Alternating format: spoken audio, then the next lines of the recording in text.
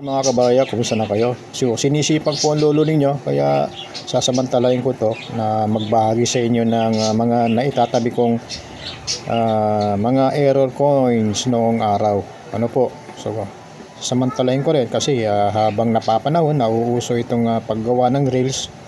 Pamanhin po yung gusto lang po manood at na gustong matuto, lalo na sa mga coin collectors natin, mga baguhan, ano po, yung mga nangungulekta ng iba't ibang uri ng error coins o tinatawag na mint made error. Iba naman po yung damaged coin. Ano po? Yung po ay may mga accidental accidentally na nasira at meron naman yung intentional na sinira. Ano po? So, ito pong hawak ko ay mga common coin. Common coin po itong hawak ko, 2008 at saka 2004. Ayan. Magnetic type. BSP series po. So tingnan natin yung kanyang reverse, yung kanilang reverse po. Ayan. So good condition pa naman sila. Ayan po. Makikita ninyo ang selyo ng Bangko Sentral ng Pilipinas. So dumako tayo doon sa isa pa at nandito na rin yung sinasabi kong error coin. Ayan po. So yan pa rin yung kanyang reverse, ang Bangko Sentral na seal. So ito po yung kanyang error. Ayan.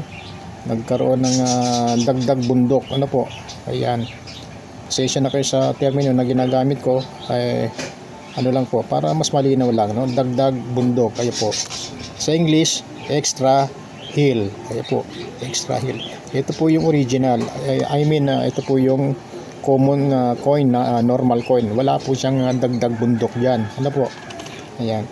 Malinis. Dalawa lang sila na nakaumbok diyan. Ngayon dito, tatlo na sila, may additional. So pwedeng tawagin na ano yan na yung tawag dito, yung kalatagan, no? Ano po? Ayan. Kalatagan na marami nang naninirahan dyan. Mas may bandang dako doon. Yan. Yan po yung extra hill or dagdag bundok. Yan po. O Smoky Mountain. Ayan po. Yan ang ganda tignan, no.